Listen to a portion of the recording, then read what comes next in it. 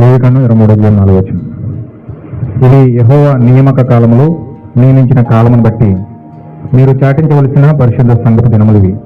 మొదటి నెల 14వ దినమును సాయంకాలమందు యెహోవాకు పస్కా పండుగ జరుగును. ఈ నెల 15వ దినమున యెహోవాకు పొంగని రొట్టెల పండుగ జరుగును. 7 దినములు మీరు పొంగని వాటిని తినవలెను. మొదటి దినమున మీరు పరిశుద్ధ సంఘములో కూడుకొనవలెను. అందులో మీరు జీవనోపాధి అయినను ఏ పని అయినా చేయకూడదు. 7 దినములు మీరు యెహోవాకు హోమార్పణములను చేయవలెను. 7వ దినమున పరిశుద్ధ సంఘములో కూడుకొనవలెను. అందులో మీరు జీవనోపాధి అయినను ఏ పని అయినా చేయకూడదని వారితో చెప్పును. దేవుడు వాక్యం దీవించిన గాక. చిన్న ప్రార్థన చేసుకుందాం. సర్వోన్నతుడా, గొప్ప దేవుడా, ఈ యొక్క సమయంలోని కృపా సమాప్తికి వస్తా ఉన్నాం. ఎప్పటి వరకు పాటల ద్వారా నేను ఆరాధించాను తండ్రి, గణపరిచాను ప్రభువా. ఉదయ సమయంలో నీ వాక్యం మీదకి వస్తా ఉన్నాం తండ్రి. నీ నల్లని స్వరంతో మాతో మాట్లాడండి ప్రభువా. నీ నల్లని స్వరం మాకు వినిపించండి తండ్రి. ఈ కృపా సమాప్తికి వస్తా ఉన్నాము. మీరు నీ కృప యొద్దకు మేము వస్తూ ఉండే మమ్మల్ని నడిపించండి. బలహీనంగా ఉన్న నన్ను స్వస్థపరచండి. ఓ నీ పిల్లలతో మాట్లాడడానికి బలపరచండి ప్రభువా. ఓ దేవా, నీ శక్తితో నింపండి ప్రభువా. నీ ఆత్మతో నింపండి ప్రభువా. ఓ ప్రతి బలహీనత తీసివేయండి ప్రభువా. యేసుక్రీస్తు నామములో నన్ను స్వస్థపరచమని ప్రార్థిస్తున్నాము. ఈ పాత్రగా వాడుకోండి ప్రభువా. నీ బిడ్డను కూడా అభిషేకించండి. ఓ నీ వాక్యం గ్రహించడానికి వాళ్ళ హృదయాలు తెరవమని ప్రార్థిస్తున్నాము. దేవాంధకార శత్రులను, దురాత్మ శత్రులను ఎదురాడుతున్న ప్రతి క్రీస్తుడి ఆత్మలన్నింటినీ ప్రభువైన యేసుక్రీస్తు నామములో బంధించండి ప్రభువా. నామం కొరకు ప్రభు మా జీవితాలు వాడుకోమని నీకు అప్పగిస్తూ ప్రభువైన యేసుక్రీస్తు నామములో ప్రార్థిస్తున్నాం తండ్రి. ఆమేన్. అందరికి వచ్చినామండి. ప్రభువైన యేసుక్రీస్తు నామముకు మహిమ ఘనత ప్రభావం కలుగుగాక. కూడా వచ్చిన సహోదరి సహోదరులందరికీ కూడా ప్రభువైన యేసుక్రీస్తు నామంలో అందరికీ వందనాలు తెలియజేస్తా ఉన్నానండి. అందరికీ వందనాలు. God bless you all. మనం లేవికాండం 23వ అధ్యాయం మనం చూస్తూ ఉన్నాం. కొన్ని జాగ్రత్తగా కొన్ని వాక్యాలు జాగ్రత్తగా మీరు చూడండి. చక్కగా దేవుని వాక్యం తెలుసుకుంటూ మనము దేవుని సన్నిధిలో 1 by 1 వాక్యాలు తెలుసుకుంటూ విమోచన కోసం మాట్లాడుతూ ఉన్నాం. కాబట్టి దేవుడు ఆ గొప్ప విమోచన ఏ విధంగా పొందుకోవాలో దేవుడు అంచెలంచెలుగా మనకు ఒక్కొక్కటిగా నేర్పిస్తూ ఉన్నాడు. కాబట్టి చక్కగా అవన్నిటిని మనము పోగు చేసుకుని చక్కగా వాటన్నిటి కొరకు మనం ప్రార్థించి మన జీవితంలో ఒక మంచి ప్రత్యక్షత పొందుకుని దేవుని కొరకు మనము కృపను పొందుకునేటట్లుగా మనం ప్రయాసపడదాం. దేవుడు దీవించే వరకు కూడా మనము మన యొక్క ఆరాధన, వాక్యము, ప్రార్థన ద్వారా మన దేవుడి సన్నిధిలోకి వెళ్ళి ఆశ్రయించి దేవుని కృపను పొందుకునే వరకు గోదారమని ప్రభువైన యేసుక్రీస్తు నామములో మనం చేస్తా ఉన్నాం. హల్లెలూయా. లేవికాండం 23వ అధ్యాయంలో 7 పండుగలుగా మనకు కనపడతా ఉన్నాయి.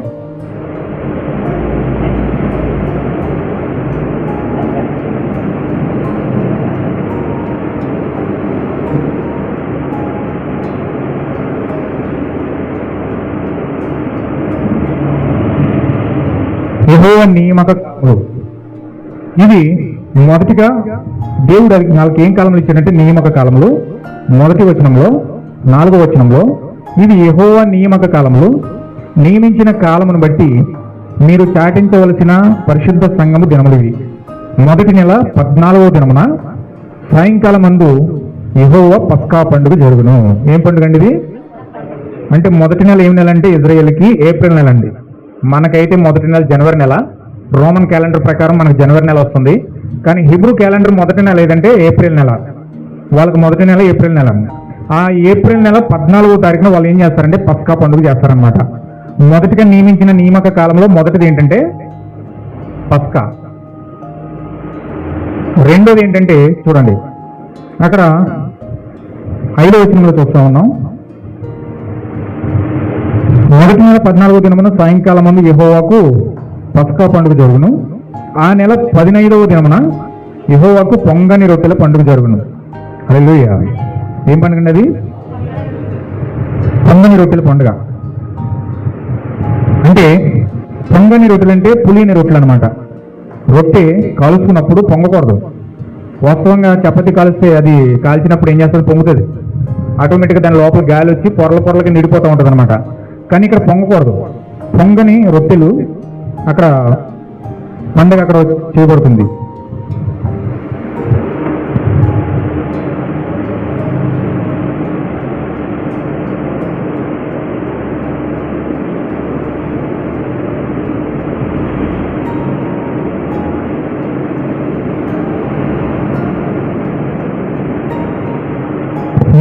మూడో చూడండి ఒకసారి. 9వ వచనం చూద్దాం. మరియు యెహోవా ఇలాగ సెలవిచ్చాను, నీవు ఇశ్రాయేలుతో ఇట్లనము, నేను మీకు ఇచ్చుచున్న దేశమును మీరు వచ్చి దాని పంటను కోయినప్పుడు మీ మొదటి పంటలో ఒక పనను యజమాని యొద్దకు తేవలెను. యెహోవా మిమ్మును అంగీకరించినట్లు అతడు యెహోవా సన్నిధిని ఆ పనను అల్లాడించవలెను. విశ్రాంతి దినము వరకు మరుదినమున యాజకుని దానిని అల్లాడించవలెను. హల్లెలూయా. ఏం పండుగ అంటే ప్రథమ ఫలముల పండుగ. ఏం పండుగ అనేది? మూడో పండుగ ఏమిటంటే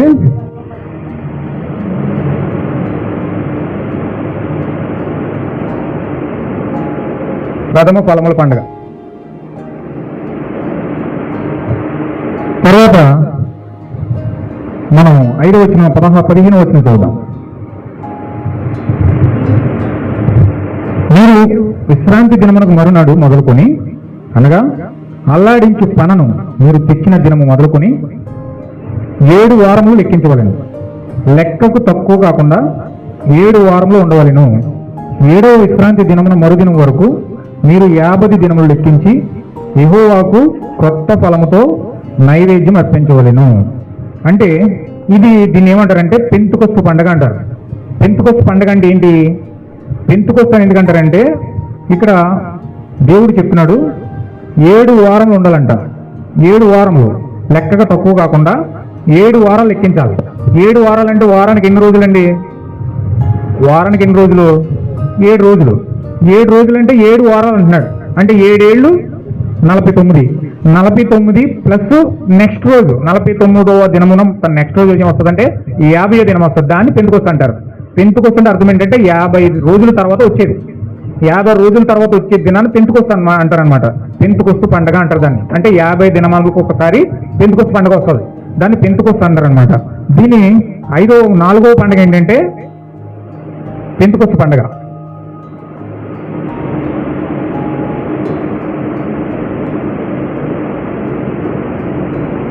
కొంచెం జాగ్రత్తగా మీరు వినాలి. దీన్ని పట్టుకుంటే కొంచెం మీకు కొన్ని విషయాలు అర్థమైతే నేను స్లోగా వెళ్తాను. చక్కగా ఒక్కొక్కటి 1 by 1 మీరు తెలుసుకోవడానికి ప్రయత్నం చేయండి. తర్వాత 23వ అధ్యాయంలో 22వ వచనం చదువుదాం. మీరు మీ పంట చేనును కోయినప్పుడు మీ పొలం యొక్క వరలను పూర్తిగా కోయకూడదు. మీ కోతలో రాలిన పరిగెను ఏరుకొనకూడదు. బీదలకును పరదేశులకును వాటిని విడిచిపెట్టవలెను. నేను మీ దేవుడైన యెహోవాను. మరియు యెహోవా ఇతను 7వ నెలలో మొదటి దినము మీకు విశ్రాంతి దినము. అందులో జ్ఞాపకార్థ శృంగధ్వని వినినప్పుడు మీరు పరిశుద్ధ సంఘముగా కూడవలెను.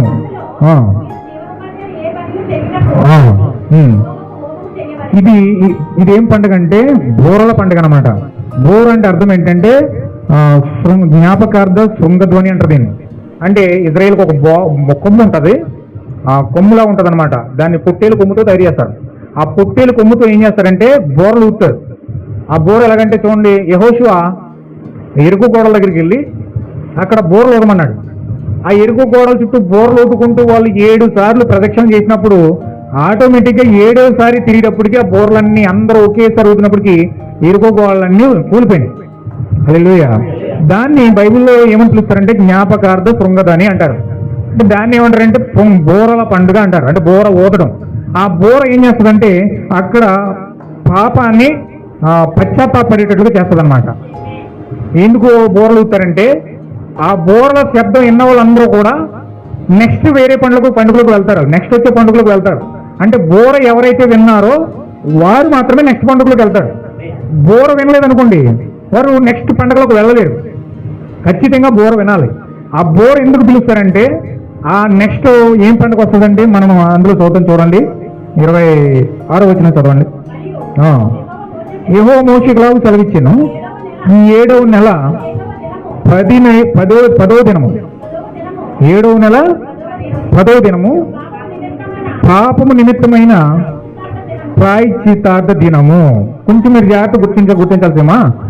7వ నెల 10వ దినము అంటే ఆ దినములో ఖచ్చితంగా ప్రాయశ్చిత్త పడాలి. ఆ దినంలో ప్రాయశ్చిత్తార్థ పండుగ అంటారు దాన్ని. ఏం పండుగ అండి అది? ప్రాయశ్చిత్తార్థ పండుగ. అంటే బూరల తర్వాత నెక్స్ట్ వచ్చే పండుగ ఏంటంటే ప్రాయశ్చిత్తార్థ పండుగ అనమాట. అంటే ఎవరైతే బూరల పండుగలకు వెళ్తా ఉన్నారో, ఎవరైతే బూర యొక్క శబ్దం వింటా ఉన్నారో వారు ప్రాయశ్చిత్తార్థ పండుగలకు వెళ్తారు. హల్లెలూయా. చూడండి, ఈ 5వ పండుగ ఏంటంటే బూరల పండుగ.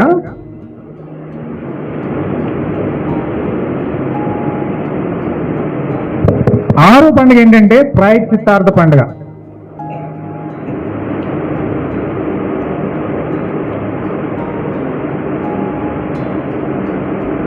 ఈ ప్రాయశ్చిత్తార్థ పండుగలోకి వచ్చిన వారు, ఈ పండుగ ఎప్పుడు వస్తుందంటే 7వ నెలలో 10వ దినమున జరుగుతుంది. ఈ పండుగ జరిగిపోయిన తర్వాత ఎవరైతే ప్రాయశ్చిత్తార్థ దినంలోకి అడుగు పెట్టారో వారు, చూడండి ఇక్కడ మనం చూద్దాం, చూడవలను మిమ్మును మీరు దుఃఖపరుచుకొని యెహోవాకు హోమము చేయవలను. ఆ దినమున మీరు ఏ పని కూడా చేయకూడదు. మీ దేవుడైన యెహోవా సన్నిధిని మీరు మీ నిమిత్తము ప్రాయశ్చిత్తము చేసుకొనుటకే అది ప్రాయశ్చిత్తార్థ దినము. ఏం దినమండి ఇది? అదనమాట. ఈ 7వ నెలలో 10వ దినమున ప్రజలందరూ కూడా ప్రాయశ్చిత్తార్థము దినము ఆచరించాలి. అంటే వీళ్ళు ప్రాయశ్చిత్తార్థ పడుతున్నారంటే వీళ్ళు బోరస్వరం విన్నారు కాబట్టి ప్రాయశ్చిత్తార్థ దినంలోకి అడుగు పెట్టారు. ఇప్పుడు ఈ ప్రాయశ్చిత్తార్థ దినంలోకి అడుగు పెట్టిన వారు 6 పండుగలు అయిపోయిన తర్వాత ఇప్పుడు 7వ పండుగ జరుగుతుంది. అక్కడ 7వ పండుగ ఏంటంటే 34వ వచనం చదవండి.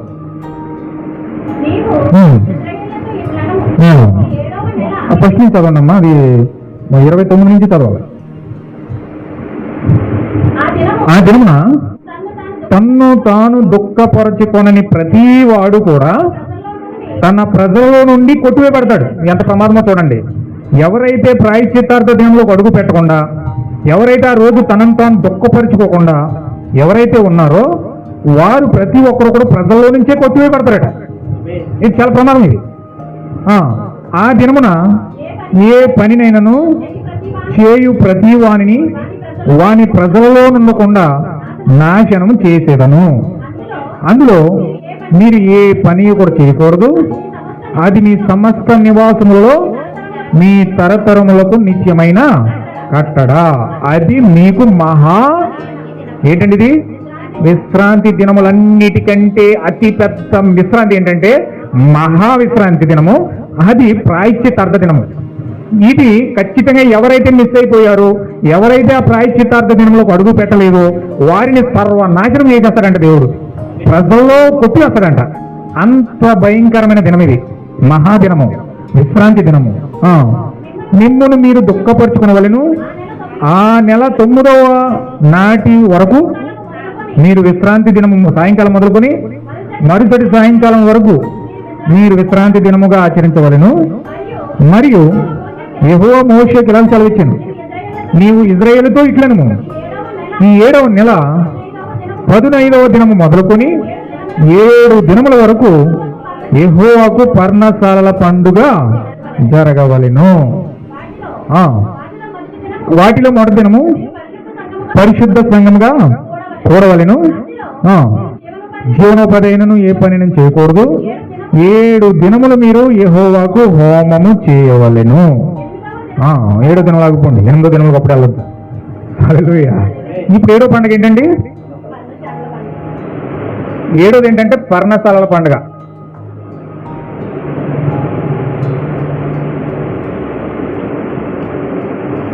దీనిని మరో పండుగ అంటారు. దీనిని పర్ణశాలల పండుగ అంటారు. మరో పేరు ఏంటంటే పర్ణశాల అనగా గుడారం. దీన్ని గుడారాల పండుగ అంటారు. ఏంటంటే అది గుడారాల పండుగ. చాలా మంది గుడారాల పండుగ అంటే ఎక్కడ దిక్కున గుడారం వేసేసి ఆ గుడారంలో పండుగ చేసుకుంటే అదే గుడారం అనుకుంటారు. ఇప్పుడు చేస్తున్నారు కదా గుడారాల పండుగ అని చెప్పి ఒక 50 ఎకరాల తోట తీసుకుని అక్కడ గుడారాలు వేసేసి అందులోనే ఒక 7 రోజులు పండుగ చేసేస్తారు. అది గుడారాల పండుగ కాదు. అయితే వాస్తవంగా మనం గుడారాల పండుగ ఏంటంటే పర్ణశాలల పండుగ అంటారు దాన్ని. పర్ణశాలల పండుగ అంటే ఏంటంటే గుడారము అని దేన్ని పిలిచారంటే ఒకసారి మీకు బైబిల్లో మీకు చూపిస్తాను చూడండి. 2వ కొరింథీ పత్రిక 5వ అధ్యాయము మొదటి నుంచి చదవండి. 2వ కొరింథీ పత్రిక 5వ అధ్యాయము మొదటి వచనం.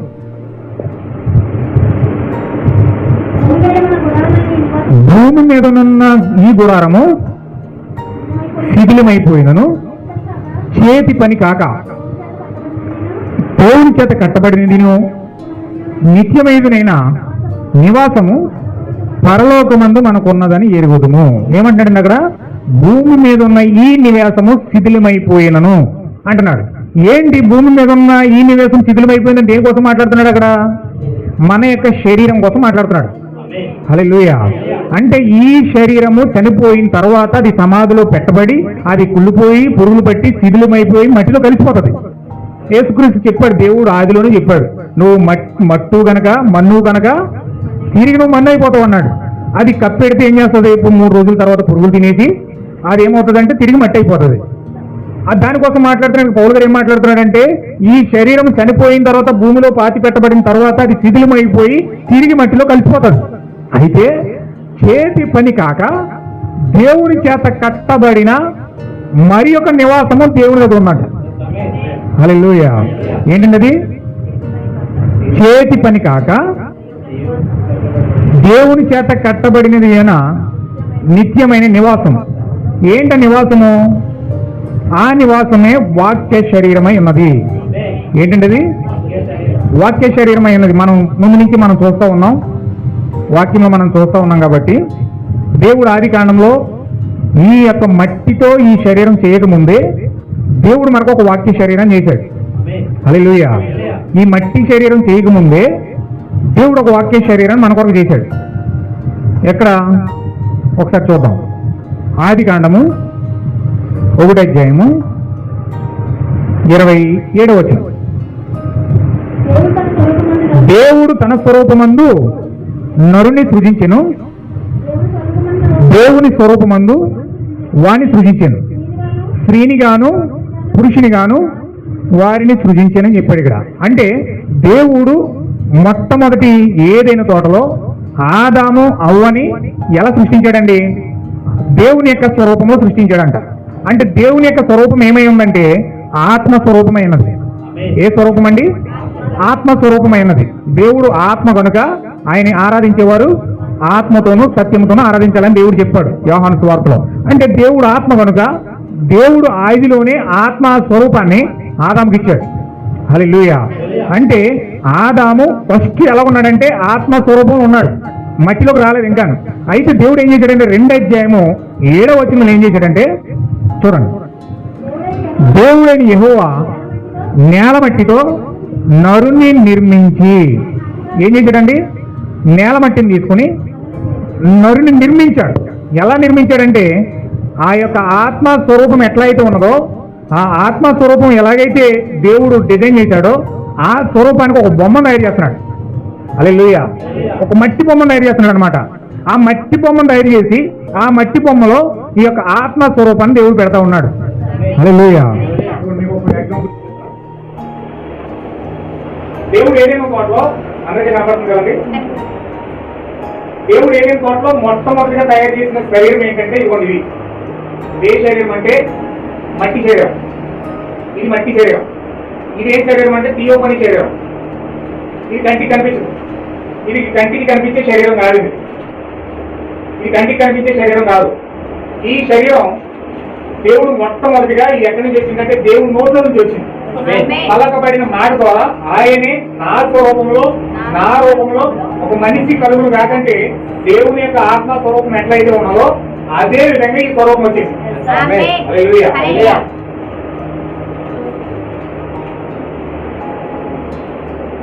ఈ స్వరూపము ఏదైనా తోటలో మొట్టమొదటి ఆత్మస్వరూపమే. ఈ ఆత్మస్వరూపం ఎట్లయితే ఉన్నదో దీనికి తగినట్టుగా 2వ అధ్యాయం 7వ వచనంలో ఏం చేశాడంటే మట్టిని తీసుకుని మట్టి స్వరూపం చేశాడు. మట్టి చేశాడు అంటే ఈ మట్టి శరీరాన్ని చేసి ఈ మట్టి శరీరాన్ని ఆత్మ శరీరాన్ని కలిపినప్పుడు ఇది మహిమ శరీరంగా మారిపోయింది. అంటే లోపల ఆత్మ శరీరం ఉంది, బయట మట్టి శరీరం ఉంది. మట్టి శరీరమేమో బయట ఉంది, ఆత్మ శరీరమేమో లోపల ఉంది. ఇప్పుడు ఆత్మ శరీరాన్ని మట్టి శరీరాన్ని కలిపినప్పుడు అది మహిమ శరీరంగా మారుతుంది. ఇప్పుడు దేవుడు అలా చేశాడు మనిషిని. మట్టి శరీరం ఒకటి, ఆత్మ శరీరం ఒకటి, 2 శరీరాలు తయారు చేసి 2 శరీరాలు కలిపాడు. హల్లెలూయా. అందుకే మనం చచ్చిపోయినప్పుడు బాడీ ఇక్కడ ఉంటుంది, మనం చనిపోయినప్పుడు ఏడుస్తాం, వెళ్ళిపోయే బాబు ఏడుస్తాం. ఎవరు వెళ్ళిపోయారు? బాడీ ఇక్కడే ఉంటుంది. అది కథలు మెదలు ఆడికి బిర్యానీ పట్టుకొచ్చి తినరా అంటే తినలేడు, ఏం చేయలేడు. చచ్చిపోయిన తర్వాత కదలేడు, ఇంకా జీవం లేదు అందులో. అది బాడీ ఎలా పడి ఉంటుంది, అది కదిపినా ఏం చేసినా ఏం మాట్లాడు. అదే జీవం ఉన్నదనుకోండి, ఆటోమేటిక్ గా కొంచెం నీళ్ళేటప్పటికి కింద పడే వాళ్ళు ఇస్తాడు ఆటోమేటిక్ గా. అది లూయా ఏమైనా అడుగుతాడు, కలిపి కొంచెం అన్నం పడిపోతా చూడండి, వాళ్ళకి నీళ్ళే చేస్తే ఏమైందంటారు. ఎందుకంటే వాళ్ళకి జీవం ఉంది, ఇంకా వాళ్ళ జీవితం వాళ్ళ ప్రాణం ఉంది ఇంకా లోపల. అయితే ప్రాణం కాస్త బయటకు వెళ్ళిపోయింది అనుకోండి, వాడు కదిలినా మెదలేడు, ఏం చేసినా కలిపినా ఏం చేయలేడు. అలా లూయా అంటే లోపల ఆత్మస్వరూపం ఉంటది, బయట మట్టి శరీరం ఉంటది. ఈ మట్టి శరీరం ఎప్పుడైతే ఆత్మ శరీరంలో కలుగుతారో అది మహిమదేహంగా మారేస్తామే. హల్లెలూయా. దేవుడు ఆ విధంగా మనిషిని చేశాడు, ఆ విధంగా మనిషి తయారు చేయబడ్డాడు.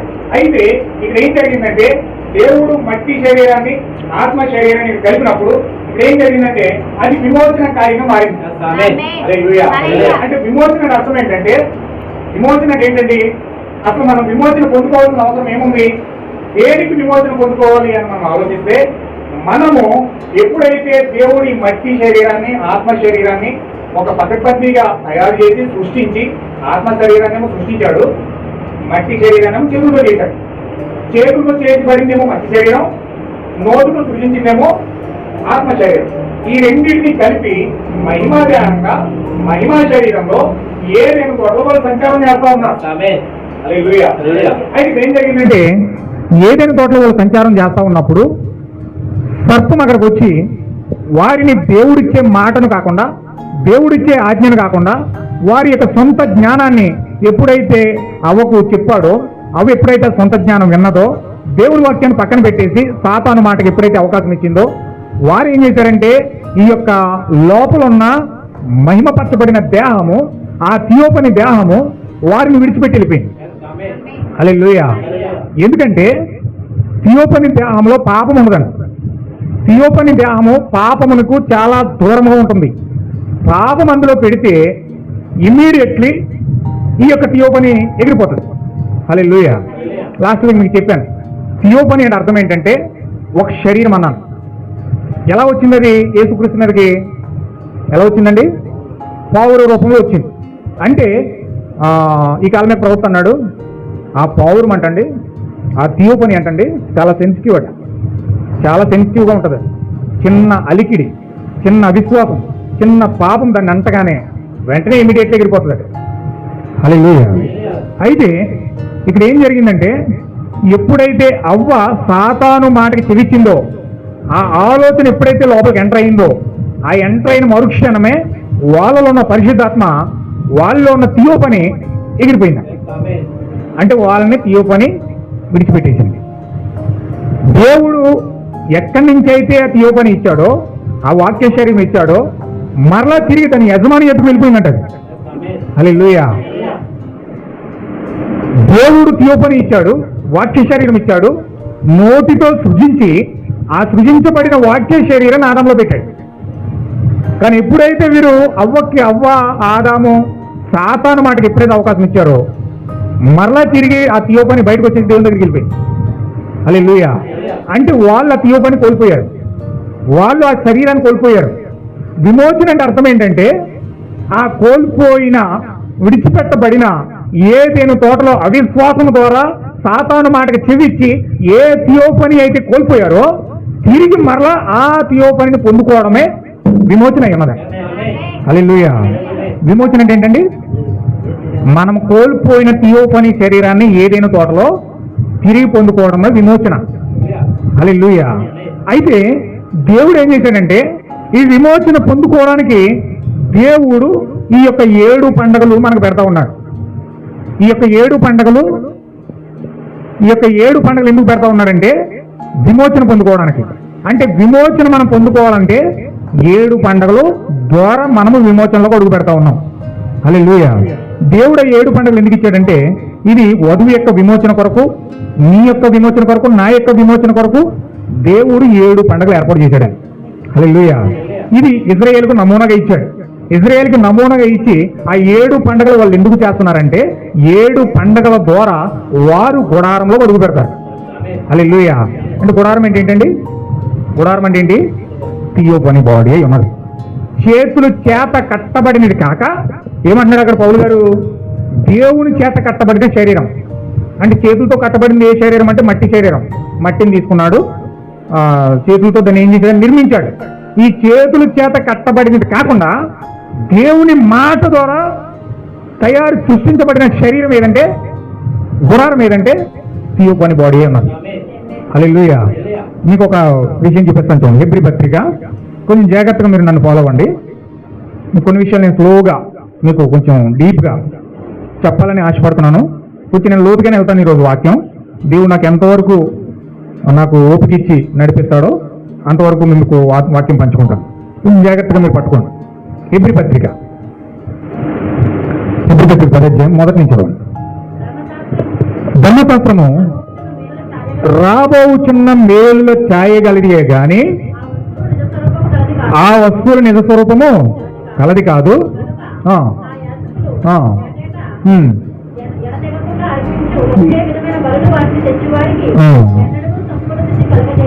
అదనమాట. అంటే దేవుడు 7 పండుగలు ఇచ్చాడు అక్కడ. అదంతా ఒక ఛాయగా ఉంది. మనకి ధర్మశాస్త్రం అంతా ఒక ఛాయగా ఉంది. రాబో దినాలకు నిజ స్వరూపానికి ఒక ఛాయగా ఉంది. వాళ్ళు చేసే అన్ని కూడా సంపూర్ణ సిద్ధి కలుగుచేవు. అంటే సంపూర్ణత పొందుకోవడానికి అవన్నీ పనికిరావు. సంపూర్ణత పొందుకోవాలంటే నిజ స్వరూపం కావాలి.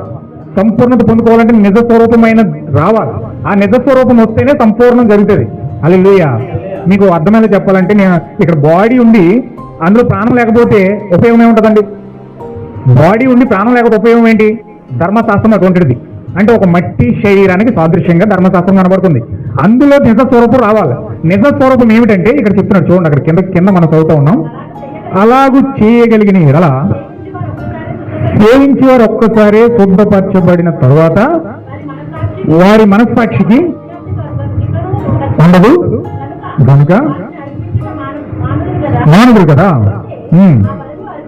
ఆ బలులు అర్పించుట చేత ఏటేటా పాపములు జ్ఞాపకమునకు వచ్చిచున్నవి. ఎలయనగా ఎడ్ల యొక్కయు మేకల యొక్కయు రక్తము పాపములను తీసివేయట అసాధ్యం. కాబట్టి అక్కడ ఇజ్రాయేల్ ఏం చేస్తున్నారు? ఇప్పుడు తినండి, ఎడ్లు కోస్తున్నారు, మేకలు కోస్తున్నారు, గొర్రెలు కోస్తున్నారు, దోళ్ళు కోస్తున్నారు, ఏమండి పొట్టేలు కోస్తున్నారు, గువ్వలు కోస్తా ఉన్నారు. వాటన్నిటిని కోసి రక్తాన్ని కరుణాపీఠం తోచేస్తూనే ఉన్నారు. ఇప్పటికీ బలులు అర్పిస్తూనే ఉన్నారని వాళ్ళకి తెలియదండి. అక్కడ ఎప్పుడైతే యేసుక్రీస్తు సిలువబడిన తర్వాత ఆ దేవాలయపు తెర చినిగిపోయిందో, ఆ దేవాలయంలో కరుణాపీఠం మీద ఉన్న దేవుడు బయటకు వచ్చేసాడు, అన్యజనుల దగ్గరికి వచ్చేసాడు అన్న సంగతి వారికి ఇంకానూ బయలుపరచబడలేదు. వాళ్ళు ఏం చేస్తున్నారు? ఇంకా దేవుడు కరుణాపీఠం దగ్గర ఉన్నాడు. ఇంకా దేవుడు మోషే ద్వారా 3 భాగాలు ఇచ్చాడు వాళ్ళకి.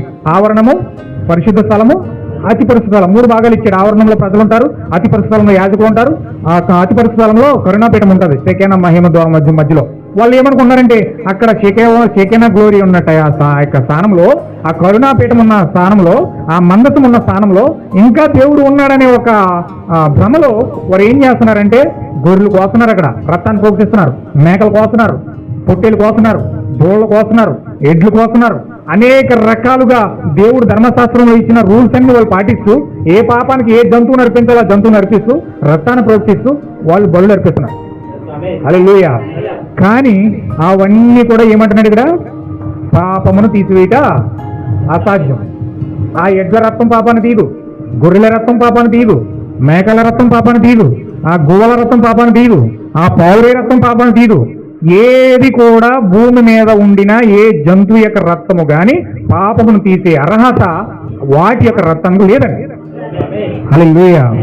మనకు తెలుసు ఏంటంటే మనము బైబిల్ చదువుతున్నాం కాబట్టి, వాక్యం చదువుతా ఉన్నాం కాబట్టి, యేసుక్రీస్తు దేవుడని గుర్తించాం కాబట్టి ఆయన రక్తము ద్వారా ప్రతి పాపము కూడా కడిగిపడుతుందని చెప్పి మనం చదివి ఉన్నాం కాబట్టి హల్లెలూయా మనకు అర్థమైంది. యేసుక్రీస్తు యొక్క రక్తము ప్రతి పాపమును కడిగివేస్తుంది. కానీ యూదులకు ఆ విషయం తెలియదండి. యూదులకు ఆ విషయం తెలియదు కనుక వాళ్ళు జంతువుల రక్తాన్ని అర్పిస్తున్నారు. అయితే ఇక్కడ విషయం ఏమిటంటే వాటి యొక్క రక్తము పాపం తీసివేయడం అసాధ్యము కాబట్టి ఆయన లోకమును ప్రవేశించడం ఎలా చెప్తున్నాడు? బలియు అర్పణయు నువ్వు కోరలేదు కానీ ఏ శరీరం అది? ఏమంటున్నాడు ఇక్కడ? అంటే నేను బలుల కోసము అర్పణల కోసము నేను కోరట్లేదు కానీ దేవుడు కోరేది ఏంటంటే థియోఫనీ శరీరాన్ని కోరుతున్నాడు ఆయన. హల్లెలూయా. అంటే భూమి మీద ఒక క్రైస్తవుడు చర్చికి వెళ్ళేది ఎందుకంటే, భూమి మీద ఒక క్రైస్తవుడు చర్చికి ఎందుకు వెళ్ళాలంటే ఖచ్చితంగా వారు థియోఫనీ బాడీ పొందుకోవడానికి వెళ్ళాలి. ఏ బాడీ పొందుకోవడకండి? థియోఫనీ అనగా వాక్య శరీరమైనది. ఇప్పుడు ఒక నిజమైన క్రైస్తవుడు థియోఫనీ పొందుకోవడానికి చర్చికి వెళ్ళాలి. కానీ విషయం ఏంటంటే భూమి మీద 99% క్రైస్తవులకి థియోఫనీ శరీరం ఉందన్న సంగతి తెలియదండి. దేవుడి దగ్గరికి వెళ్తే నాకు ఇల్లు ఇస్తాడు, దేవుడి దగ్గరికి వెళ్తే నాకు పొలం ఇస్తాడు, దేవుడి దగ్గరికి వెళ్తే నాకు మంచి పెళ్లి చేస్తాడు, దేవుడి దగ్గరికి వెళ్తే నాకు మంచి ఆరోగ్యం ఇస్తాడు, దేవుడి దగ్గరికి వెళ్తే నాకు పాడి పంటలు ఇస్తాడు, దేవుడి దగ్గరికి వెళ్తే నాకు ఐశ్వర్యం ఇస్తాడు, ఇలాగా ఆలోచిస్తారు. కానీ దేవుడిని ఏదో అవసరాలు తీర్చుకోవడానికే దేవుడిని ఆశ్రయిస్తారు. కానీ నిజంగా దేవుడు వాటన్నిటిని ఇస్తాడు. కానీ అసలు దేవుడిని ఎందుకు చర్చికి రమ్మంటాడని థియోఫనీ ఇవ్వాలి. హల్లెలూయా. దేవుడు కోరేది ఏంటంటే బలులు అర్పణలు కోరట్లేదు. కానీ నువ్వు తెచ్చే కానుకలు, నువ్వు తెచ్చే బలులు, నువ్వు తెచ్చే అవన్నీ కూడా దేవుడు కోరుకోవట్లేదు. కానీ దేవుడు నీ నుంచి కోరుకునేది ఏంటంటే నీ హృదయంలో పౌరమును పొందుకోవాలని, నీ హృదయంలో థియోఫనీ పొందుకోవాలని దేవుడు ఆశపడతా ఉన్నాడు. హల్లెలూయా. దేవుడు ఎందుకు కోరుతున్నాడంటే, థియోఫనీ ఎందుకు కోరుతున్నాడంటే, దేవుడు థియోఫనీయే ఎందుకు కోరుకుంటున్నాడంటే దేవుడు నివసించే స్థలమే థియోఫనీ ఉన్నది. హల్లెలూయా. చాలా జాగ్రత్తగా గట్టిగా మీ మైండ్లో గట్టిగా ప్రింట్ చేసుకుంటూ సహోదరులారా, దేవుణ్ణి ఈ శరీరంలో ఆహ్వానించవద్దు. దేవుడు ఈ శరీరంలో రాడు. రక్త మాంసములు దేవుని రాజ్యాన్ని స్వతంత్రించుకొనజాలవు అన్నాడు. అంటే ఈ రక్త మాంసాల్లోనికి దేవుడు రాడు. హల్లెలూయా. చాలా మంది ప్రజలు చెప్తారు, నేను పరిశుద్ధాత్మ పొందుకున్నాను, నేను పరిశుద్ధాత్మ పూర్ణ అయ్యాను, దేవుడు నాలో ఉన్నాడు, దేవుడు నాలో నుంచి మాట్లాడేస్తున్నాడు, నాకు దర్శనాలు ఇచ్చేస్తున్నాడు, నాకు కళలు ఇచ్చేస్తున్నాడు, నేను దేవుళ్ళలో లీనమైపోయాను, దేవుళ్ళలో ఐక్యమైపోయాను చాలా మంది చెప్తారు. భాషలు మాట్లాడతారు, ప్రవచనాలు చెప్తారు, అన్ని రకాలుగా మాట్లాడతారు. కానీ వాస్తవానికి ఈ శరీరంలోనికి దేవుడు రాడు. ఎందుకంటే దేవుడు వాక్యాన్ని ఆయన కాదంటాడా? దేవుడు వాక్యాన్ని ఆయన కాదనగలడా? రక్త మాంసంలో పరలోక రాజ్యాన్ని స్వతంత్రించుకోలే ఉన్నాడు. ఇప్పుడు స్వతంత్రించుకోలేనప్పుడు, ఈ రక్త మాంసాల్లో ఆ శక్తి లేనప్పుడు ఈ శరీరంలో దేవుడు ఎలాగొస్తాడు? ఈ యొక్క రక్త మాంసంలో దేవుడు ఎలాగొస్తాడు? దేవుడు రావాలంటే రక్త మాంసాల్లోనికి దేవుడు రాడు, అవకాశమే లేదండి. మరి దేవుడు ఏ శరీరంలోకి వస్తాడు? థియోఫనీ శరీరంలోకి వస్తాడు. దేవుడు థియోఫనీ శరీరంలోకి వస్తాడు కనుక, దేవుడు నివసించే స్థలమే థియోఫనీ కనుక, నీవు దేవుడిని ఆహ్వానించడానికి ముందు థియోఫనీని ఆహ్వానించాలి. హల్లెలూయా. ఎవరిని ఆహ్వానించాలండి? థియోఫనీ ఆహ్వానించాలి. థియోఫనీ పొందుకోకుండా నువ్వు దేవుని పొందుకోలేవు. దేవుడికి నీకు ఎటువంటి సంబంధం లేదు. అందుకే ఈరోజు చాలా మంది దేవుడిని పొందుకున్నాననే భ్రమలో వెళ్ళిపోతారు. కానీ దేవుడు నాలో ఉన్నాడు, నేను ఎప్పటి నుంచో క్రైస్తవుడిని, నేను ఎప్పటి నుంచో క్రైస్తవురాలిని అని చెప్పుకుంటారు. కానీ వాళ్ళ జీవితాల్లో దేవుని గూర్చిన సాక్ష్యము కానీ, దేవుని గూర్చిన క్రియలు కానీ, దేవుని గూర్చిన జీవితం కానీ వారిలో కనపడనే ఎందుకు కనపడదు? అంటే వాళ్ళు దేవుడు నాలో ఉన్నాడనే భ్రమలో ఉన్నారు. కానీ దేవుడు వాళ్ళలో లేడండి. దేవుడు ఉంటే ఖచ్చితంగా దేవుడు చేయవలసిన క్రియలు చేస్తాడండి. హల్లెలూయా. ఏమని చెప్పాడు దేవుడు? ఇప్పుడు చూడండి, తాటికాయ ఉందండి, తాటి చెట్టునే పాతారు, మీరు తాటి టెంక పాతారు. అది తాటి టెంక మొక్క వచ్చి పెద్దదయింది. ఆ తాటికాయలు కాస్తుందా కాయదండి? ఖచ్చితంగా కాస్తుంది. మామిడి టెంక పాతారండి, ఆ మామిడి టెంక భూమిలోకి వెళ్ళింది, మొక్క వచ్చింది, ఎదిగింది. మామిడికాయలు కాస్తుందా కాయదా? ఖచ్చితంగా కాస్తుంది. మామిడి చెట్టు కనుక ఆ మామిడి యొక్క స్వభావం టెంకలో ఉంది కనుక నువ్వు పాతావు కనుక అది ఖచ్చితంగా చెట్టు అవుతుంది, కాయలు కాస్తుంది. హల్లెలూయా.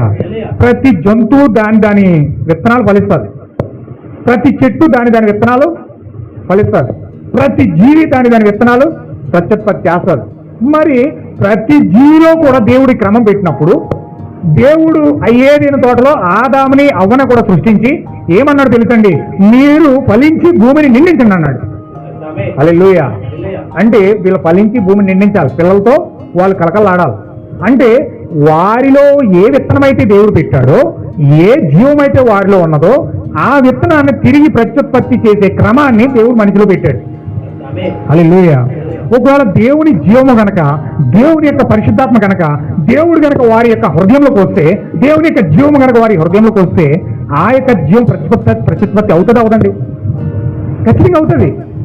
దేవుడు లోపల ఉండి దెయ్యం యొక్క క్రియలు ఎలా చేస్తాడండి? దేవుడు లోపల ఉండి దెయ్యం యొక్క క్రియలను ఎలా ఉత్పత్తి చేస్తాడు? దేవుడు లోపల ఉండి పాపాన్ని ఎలా ప్రత్యుత్పత్తి చేస్తుంది? దేవుడు లోపల ఉండి అబద్ధాన్ని ఏ విధంగా ప్రత్యుత్పత్తి చేస్తుంది? దేవుడు లోపల ఉండి వ్యభిచారాన్ని ఏ విధంగా ప్రత్యుత్పత్తి చేస్తాడు? దేవుడు లోపల ఉండి చెడ్డ క్రియలు ఏ విధంగా వస్తాయి? దేవుడు అన్నాడు బైబిల్లో,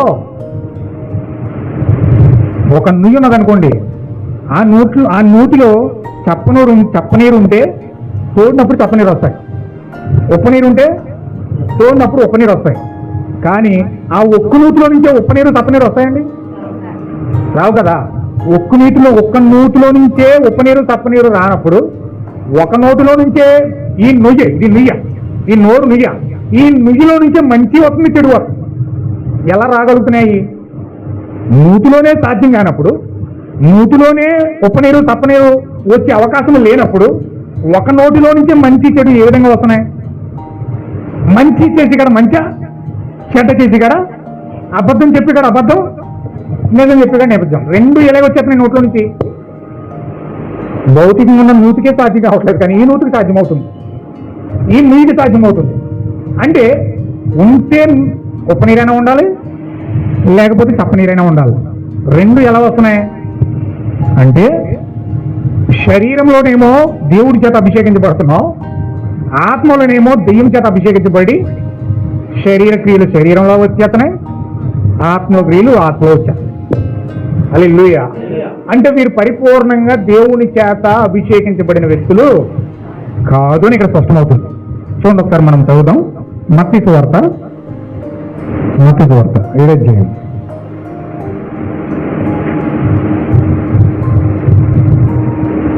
అధ్యాయము 15 వచ్చిన చదవండి. అబద్ధ ప్రవక్తలను గూర్చి జాగ్రత్త పడుడి, వారు గొర్రె చర్మములు వేసుకుని మీ వద్దకు వచ్చురు, కానీ లోపల వారు ఇది చూడండి, ఇక్కడ పైకి ఏమో గొర్రె చర్మం కప్పుకున్నారట, లోన ఎవరున్నారు? ఇది మనుషుల యొక్క నైజం. మనుషుల యొక్క నైజం ఎలా ఉన్నదంటే, పైకి గొర్రెపిల్ల, పైకి క్రైస్తవుడు, పైకి ప్రార్థన, పైకి అన్ని కార్యాలు చక్కగా నీతివంతంగా కనబడతాయి. కానీ లోన ఉన్నది ఎవరో? సోడీలు, చీల్చి చెండాడేస్తుంది, కోపంతో, అసూయతో, ద్వేషంతో, పగతో, కక్షలతో, ఈర్ష్యలతో, భయంకరమైన కార్యాలతో లోపల తోడేలు మనుషులు చీల్చి చెండాడేస్తుంది. పైకి మాత్రం గొర్రెపిల్ల. ప్రార్థన చేసి చివరి నుంచి చివరికి కనపడుతుంది. ఆ చివరి నుంచి చివరికి పరిశుద్ధురాలంటే ఈవిడే అనుకుంటాం, పరిశుద్ధుడు అంటే ఇతనే అనుకుంటాం. కానీ వాస్తవానికి అతను పరిశుద్ధుడు పైకి మాత్రమే, పైన బట్టి లోన దాని శక్తి లేదు. హల్లెలూయా. చదవండి. వారి ఫలముల వలన మీరు వారిని తెలుసుకుందరు. ముండ్ల పొదలలో ద్రాక్ష పండ్లైనను, పల్లేరు చెట్టును, అంజూర పండ్లను అడుగుతున్నాడు ఆయన. దేవుడు అడుగుతున్నాడు ప్రశ్న. ఇప్పుడు నేను చెప్పాను మీకు, తాటి చెట్టు తాటికలు కాస్తుంది, మామిడి చెట్టు మామిడికాయలు కాస్తుంది, ముండ్ల చెట్టు ఆ ముళ్ళే ఇస్తుంది. కానీ ఆ ముండ్ల పొదల్లో మనం అంజూరపు చెట్టును కోరుకోగలమా? ఇక్కడ ఏమంటున్నాడు చూడండి, యేసుక్రీస్తు ఎంత స్పష్టంగా మాట్లాడుతున్నాడు చూడండి. ఆ ముండ్ల పొదలలో ద్రాక్ష పండ్లైన కానీ పల్లేరు చెట్టును అంజూరపు పండ్లైన కోసమా? పల్లేరు చెట్టు ఎలా కాస్తుంది? పల్లేరుకాయలు కాస్తుంది. అది కుచ్చుకున్నదంటే గట్టిగా తెల్లారి జరిగి జ్వరం వచ్చేస్తుంది. హల్లెలూయా. పల్లేరు చెట్టు అంజూర పక్కలు కాస్తుందండి, అంజూర కాయలు కాస్తుందా? ముళ్ళ చెట్లు ద్రాక్షపులు కాస్తుందా? కానీ మనిషి కాస్తున్నాడు. చెట్లకు సాధ్యం కాని పని మనిషి జీవితంలో సాధ్యమవుతుంది. హల్లెలూయా. పైకి మంచోడుగా ఉన్నాడు, చేసేవన్నీ చెడ్డ కార్యాలు. పైకి మంచోడుగా ఉన్నాడు, చేసేవన్నీ చెడ్డ పనులు. పైకి మంచోడుగా ఉన్నాడు, చేసేవన్నీ చెడ్డ పనులు. హల్లెలూయా. ఎంత భయంకరంగా క్రూరత్వంతో మనుషుల యొక్క స్వభావాలు బయటపడతాయంటే వాటి రంగు బయటపడే సముడు అటప్పుడు తెలుస్తూ ఉంటుంది. హల్లెలూయా. నువ్వు ముండ్ల చెట్టు, నీలో నుంచి మంచి ఫలాలు ఎలా వస్తాయి? నువ్వు అంజూరపు చెట్లు, పల్లేరు చెట్టు అయ్యండి, నీలో నుంచి అంజూరపు కాయలు కొయ్యగలమా? నువ్వు పాపివై ఉండి పరిశుద్ధులను నటించినంత మాత్రాన పరిశుద్ధమైన క్రియలు నీలో నుంచి వస్తాయా? పరిశుద్ధమైన జీవితం నీలో నుంచి వస్తుందా? పరిశుద్ధమైన మాటలు నీలో నుంచి వస్తాయా? పరిశుద్ధమైన క్రీస్తు యొక్క క్రియలు నీలోకి వస్తాయా? అని అడుగుతున్నాడు ఇక్కడ దేవుడు. హల్లెలూయా. చేసేయేమో పాపక్రియలు, చేసేయేమో పాపపు కార్యాలు, అబద్ధపు మాటలు, మోసపు క్రియలు. కానీ నువ్వు ప్రార్థించినంత మాత్రాన, పాటలు పాడినంత మాత్రాన, వాక్యం చదివినంత మాత్రాన నీలో నుంచి దేవుడు జీవించే జీవితం వచ్చేస్తుందా అని అడుగుతున్నాడు ఇక్కడ దేవుడు. స్వయంగా దేవుడు అడుగుతున్నాడు ప్రశ్న. ముండ్ల చెట్లో నుంచి మనము ద్రాక్ష పళ్ళు కొయ్యగలమా? కొయ్యగలమండి? నువ్వు ముండ్ల చెట్టు ముండ్లకాయలే ఇస్తుంది. ఆ ముండ్ల పొదలో నుంచి ఆ పల్లేరుకాయలు వస్తాయి. నువ్వు పల్లేరు చెట్టుగా ఉన్నంత సేపు కూడా నువ్వు పల్లేరుకాయలే కాస్తావు. నువ్వు ఎప్పుడైతే పల్లేరు చెట్టు నుండి ఒక ద్రాక్ష చెట్టుగా నువ్వు మారావో అప్పుడే నువ్వు ద్రాక్ష పళ్ళు కాస్తావు. హల్లెలూయా. ఒక చెడ్డోడు అయ్యిండు వాడికి ఎన్ని మంచి బుద్ధులు నేర్పిస్తే నేర్చుకుంటాడండి. వాడి స్వభావం కరెక్ట్ కాదు, వాడి స్వభావం పంది స్వభావం. మీరు చూడండి, పందిని పట్టుకెళ్ళి శుభ్రంగా కడిగేసి దానికి ముక్కు మీద బంగారు ఉంగరం పెట్టి శుభ్రంగా సన్నపు నార వస్త్రాలు వేసి సింహాసనంలో కూర్చొని పెట్టారనుకోండి, పందిని కూర్చుంటుంది. అది అలా ఉదిలి మరుక్షణం బుర్రలో కనపడుతుంది. ఉదిలిన మరుక్షణం బుర్రలో కనపడుతుంది. ఎందుకు? దాని స్వభావమే పంది స్వభావం. దాని పంది అంటే స్వభావం బుర్ర అంటే ఇస్తుంది దానికి. నువ్వు బిర్యానీ ఎట్టుకెళ్ళి తిన్నది. నువ్వు బిర్యానీ పట్టుకెళ్ళి దగ్గర పెట్టి, అమ్మ ఇందులో నేను అన్ని సరుకులు వేసాను, ఇందులో జీడిపప్పు వేసాను, ఇందులో బఠానీ వేసాను, ఇందులో చికెన్ వేసాను, మటన్ వేసాను, మిక్స్డ్ బిర్యానీ వేసాను, నీకోసం నేను మంచిగా తయారు చేసి అన్ని టేస్ట్లు కలగలిపి పెట్టి ఇందులో పెట్టినమ్మ తినమ్మన్నావు అనుకో, మూతో ఇలా గంట పాడేసి ఎల్లు బుర్రలోకి వెళ్తుంది. ఎందుకని? దానికి బిర్యానీ టేస్ట్ తెలీదు. దానికి బురదంటే ఇష్టం కాబట్టి ఆ బురదలోనే దొరుకుతుంది.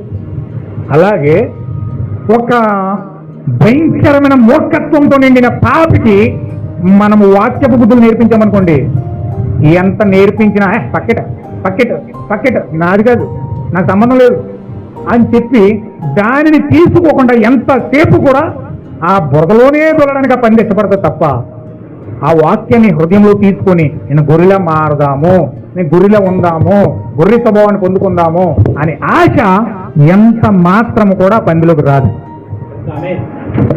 హల్లెలూయా. ఈరోజు అనేక మంది వాక్యానికి చెవి ఇవ్వలేకపోవడం కారణం ఎందుకు అంటే వారిలో ఉన్న స్వభావం అది. అనేక మంది ఈరోజు వాక్యానికి చెవి ఇవ్వకపోవడం కారణం ఏమిటంటే వారిలో ఉన్న పంది స్వభావం. ఆ స్వభావాన్ని బట్టి ఎంత వాక్యం చెప్పినా వారు అలా తుడిచిపెట్టేస్తారు తప్ప హృదయంలోనికి మాత్రం వాక్యాన్ని తీసుకోలేరు. హల్లెలూయా. చదవండమ్మా. అలాగునే మంచి చెట్టు మంచి ఫలాలు ఫలించును, పనికి మాలిన చెట్టు. చెట్ల కోసం మాట్లాడతలేండి ఇక్కడ. ఎవరి కోసం మాట్లాడుతున్నాడు? యోహాన్ అన్నాడు, మారు మనసు పొందకపోతే చెట్ల వేరన గొడ్డలి నాటి వేయబడి ఉందన్నాడు. అంటే చెట్లు వేరన గొడ్డలు పెట్టేశాడట. అంటే యోహాన్ డైరెక్ట్గా కట్టెట్టుకు తేకెట్టి మారు మనసు పొందకుండా నరికేస్తాను అన్నాడు. హల్లెలూయా. ఆయన సువార్త అంత భయంకరంగా ఉంది. అందుకే చాలా మంది బిందులు ఎత్తుకు భయపడిపోరు. యోహాన్ అంటే భయపడిపోరు. గొడ్లెట్టుకుని వస్తుంటే మొత్తం పారిపోయేవారు అనమాట. ఆయన గొడ్లే, ఆ కత్తి మాత్రం కట్టమే తెలుసు, అదే నేర్చుకున్నాడు అడవులోని. ఆ అడవులో అదే నేర్చుకున్నాడు. గొడ్లే, ఆ చెట్లు అయ్యే చూశాడు. ఆయనకి ఆకలి ఎత్తే మిడతలు తినడం, ఆకలి ఎత్తే తేనె తినడం, గొడ్లెట్టిన చెట్లు నరుకోవడం అయ్యే తెలుసు యోహానికి. అదే ట్రైనింగ్ అయ్యాడు. పరిశుద్ధాత్మ అయ్యే ట్రైనింగ్ ఇచ్చింది. హల్లెలూయా. సినిమా హాల్లోకి వెళ్ళి సినిమా చూడండి ఆయన, అప్పుడు నేర్చుకుని వచ్చి నా పిల్లలకు చెప్పు అని అప్పుడు దేవుడు టీవీల ముందుకు వచ్చి అన్ని చూసి నేర్చుకుని వెళ్ళి నా పిల్లలకు చెప్పు అని టీవీలు నేర్పించలేదు, లేకపోతే బైబిల్ ట్రైనింగ్లు నేర్పించలేదు, థియాలజీలు నేర్పించలేదు, బైబిల్ కాలేజీలో తీసుకెళ్లి స్పెషల్ పాఠాలు నేర్పించలేదు. దేవుడు ఏం నేర్పించాడంటే ప్రత్యేకంగా చక్కగా ఆయన ఆ చెట్లు దగ్గర చెట్లను ఎలా పోషించాలో, ఏ విధంగా దాన్ని పరిపక్వం చేయాలో, ఏ విధంగా చెట్లు పరిపక్వం అవుతాయో, ఏ విధంగా నీరు పెట్టాలో, ఏ విధంగా అవి ఎదుగుతాయో, ఆ చక్కగా చెట్లు పోషించే విధానం అంతయు కూడా చక్కగా దేవుడు ట్రైనింగ్ ఇచ్చాడు. హల్లెలూయా. ఏ చెట్లయి? ఆత్మ సంబంధమైన చెట్లయి. అవి ఏ వాక్యం చెప్తే బలపడతాయో, అవి ఏ వాక్యం చెప్తే చక్కగా ఎదుగుతాయో, అవి రోగం వస్తే ఏ విధంగా వాటికి ముందు వేయాలో, ఆ చెట్లను ఎలా బలపరచాలో, ఏ విధంగా అవి ఏ కాలంలో వాటర్ వేస్తే చక్కగా ఫలిస్తాయో, చాలా పుష్పిస్తాయో, ఆ శీతాకాలం వచ్చినప్పుడు చచ్చిపోయినప్పుడు అవి ఏ విధంగా ఆ యొక్క మనసును అంతా ఉపయోగించుకుని, జ్ఞానంతా ఉపయోగించుకుని ఆ ఏరులోకి వెళ్ళాలో, ఆ ఆకులన్నీ లోపలికి లాక్కోవాలో, ఆ జీవం అంతా ఎలా పొందుకోవాలో, ఆ మట్టిలో ఉన్న జీవము, ఆకుల్లో ఉన్న జీవము ఆ చచ్చిపోయిన స్థితిలో ఉన్నప్పుడు ఏ విధంగా లాక్కోవాలో చక్కగా ఆ చెట్లన్నింటినీ నేర్పిస్తున్నాడు. హల్లెలూయా. దేవుని నామమునకు మహిమ కలుగును గాక. నిజమైన దేవుని కుమారుడు అలాగే దేవుని కుమార్తెలకు అలాగే నేర్పిస్తాడు. హల్లెలూయా. ఆ స్థితిగతులు బాగలేనప్పుడు, వాళ్ళ పరిస్థితులు బాగలేనప్పుడు, వాళ్ళు ఆరోగ్యంగా అనారోగ్యంగా పడిపోయినప్పుడు, కుటుంబ దాంపత్య జీవితాల్లో పతనం చేసుకున్నప్పుడు, వారి జీవితాలు నాశనం అయిపోయినప్పుడు వాళ్ళు ఏ విధంగా బాగు చేసుకోవాలో, ఏ విధంగా వాక్యం దగ్గరికి వెళ్ళాలో, ఏ విధంగా పాపాలు ఒప్పుకోవాలో, ఏ విధంగా కుటుంబాలు కట్టుకోవాలో, ఏ విధంగా జీవితాలు కట్టుకోవాలో చక్కగా అవన్నీ కూడా నిజమైన దేవుని కుమారుడు దేవుని పిల్లలు అలా నడిపిస్తాడు. హల్లెలూయా. చూడండి దేవుని బిడ్డలారా, ఇక్కడ మనం గమనిస్తే మంచి చెట్టు మంచి ఫలాలు ఇస్తుందంట, చెడ్డ చెట్టు చెడ్డ ఫలాలు ఇస్తుందంట. అందుకే ఖచ్చితంగా దేవుడు ఏమన్నాడు అక్కడ చూడండి, మంచి చెట్టు కాని ఫలములు ఫలింపనేరదు, పనికి మాలిన చెట్టు మంచి ఫలములు ఫలింపనేరదు. మంచి ఫలములు ఫలించని ప్రతి చెట్టు నరకబడి అగ్నిలో వేయబడిను. కాబట్టి మీరు వారి ఫలముల వలన వారిని తెలుసుకుందరు. దేని వల్ల తెలుసుకుంటారండి? ఫలములు అంటే క్రియలు అంటాం. ఏంటండి అయ్యి? క్రియలు అంటే వారు చేసే క్రియలు బట్టి, వారు చేసే పనులు బట్టి, వారు మాట్లాడే మాటను బట్టి, వారి జీవన విధానాన్ని బట్టి వారు ఏమై ఉన్నారో చెప్తామన్నమాట. హల్లెలూయా. ఎంత ప్రార్థన చేసావో అన్నది లెక్కలోకి రాదు, ఎంత వాక్యం చదివావో అన్న లెక్కలోకి రాదు, ఎంత భక్తిపరుడిగా ఉన్నావో అన్న లెక్కలోకి రాదు, ఎంత మంచి జ్ఞానాన్ని వల్లిస్తున్నావు అన్నది లెక్కలోకి రాదు, ఎంత మంచిగా నీతిపరుడిగా ఉన్నావు, లేకపోతే ఏ విధంగా నువ్వు మాట్లాడుతున్నావు మాటలన్నీ లెక్కలోకి రావు. ఏం లెక్కలోకి వస్తాయంటే నువ్వు చేసే క్రియలు. ఏంటంటే నువ్వు చేసే పనులు. వాక్యం చెప్తా ఉండి పాపం చేస్తా ఉన్నావు అనుకో, వాక్యం మాట్లాడుతూ ఉండి పాపం చేస్తున్నావు అనుకో, వాక్యం మాట్లాడుతూ ఉండి ప్రార్థన చేస్తా ఉండి పాపం చేస్తున్నావు అనుకో, దాన్ని ఏమంటారు? యేసుక్రీస్తు అందుకే అంటాడు, మంచి చెట్టు మంచి ఫలాలు ఫలింపనేరదు. అంటే పరిశుద్ధాత్మ నీలో ఉంటే ఖచ్చితంగా పరిశుద్ధాత్మ క్రియలు నీలో నుంచి బయటికి ఖచ్చితంగా వస్తాయి. అంటే నువ్వు దేవుడు నాలో ఉన్నాడు అని చెప్పుకుంటూ నువ్వు పాపం చేస్తున్నావు అంటే నీకంటే దౌర్భాగ్యుడు ఇంకొకరు ఉండరు. నువ్వు దేవుడు నాలో ఉన్నాడు అని చెప్పుకుంటూ దేవుని క్రియలు నీ జీవితంలోకి రాకుండా నువ్వు మాట్లాడుతున్నావు అంటే నీవు దేవుణ్ణే దూషిస్తున్నావు అన్నాడు దేవుడు. హల్లెలూయా. దానినే దేవదూషణ అన్నాడు. ఏంటండి అది? దేవదూషణ చేయడం అంటే ఏంటి అర్థం అంటే మన జీవితంలో క్రీస్తును పొందుకోకుండా పరిశుద్ధాత్మ నాలో ఉందని క్రైస్తవుని చెప్పుకుంటూ మనం తిరగడమే దేవదూషణ. ఖచ్చితంగా పరిశుద్ధాత్మ లేకుండా పరిశుద్ధుల్లా జీవించడం అసంభవం. రక్త మాంసములు దేవుని రాజ్యాన్ని స్వతంత్రించుకొని చాలవు. అయితే దేవుని రాజ్యం ఏంటి? మరి దేవుని రాజ్యం ఏంటది? దేవుని రాజ్యం ఏమిటంటే పరిశుద్ధాత్మయే దేవుని రాజ్యమై ఉన్నది. లోకాసు వార్తలో దేవుడు చెప్తున్నాడు, దేవుని రాజ్యం ఏమిటంటే పరిశుద్ధాత్మ అన్నది. ఇప్పుడు దేవుని రాజ్యాన్ని నువ్వు స్వతంత్రించుకోవాలంటే, పరిశుద్ధాత్మ నువ్వు పొందుకోవాలంటే, పరిశుద్ధాత్మ నీలోకి వచ్చి ముందుగా నీవేం చేయాలండి? ఏం చేయాలి? క్రియో పని పొందుకోవాలి, వాక్య శరీరం పొందుకోవాలి. వాక్య శరీరము పొందుకుంటేనే పరిశుద్ధాత్మ, పరిపూర్ణమైన పరిశుద్ధాత్మ నీలోకి వస్తారు. హల్లెలూయా. యోహాను సువార్త 14వ అధ్యాయము 23వ వచనం. మత్తయి సువార్త 14వ అధ్యాయం 23వ వచనం. యేసు అంటున్నాడు, ఇక్కడ మాట్లాడుతున్నాడు. ఆయన ఏమంటున్నాడంటే, ఒకడు నన్ను ప్రేమించిన ఎడల ఏం చేస్తాడండి? దేవుని ప్రేమించడం అంటే అర్థం ఏంటి? చాలా మంది అనుకుంటారు ప్రేమ అంటే ఏమిటంటే కూరటికి ఇవ్వడం, ప్రేమ అంటే మంచి బట్టలు కొనడం, లేకపోతే మంచి చీర కొనడం, ప్రేమ అంటే వాళ్ళకి ఇష్టమైంది ఏదో ఇవ్వడం. ఆ ఇవ్వడం ద్వారా ఏం చేస్తారంటే ప్రేమను తెలియజేస్తారు. అది ఒక భాగం. ప్రేమను తెలియజేయడం అంటే ఒక భాగం ఏంటంటే వాళ్ళకి ఇష్టమైన ఏదైతే ఇష్టమని కోరుకుంటున్నారో వాళ్ళకి అది ఇస్తారు చాలా మంది. వాళ్ళ ప్రేమని కొద్దిపాటి ప్రేమని వాళ్ళ పంచుకుంటారు. కానీ ప్రేమ అంటే అది కాదండి. వాస్తవంగా ప్రేమ అంటే అది కాదు. ప్రేమ అంటే మాటను వినడం.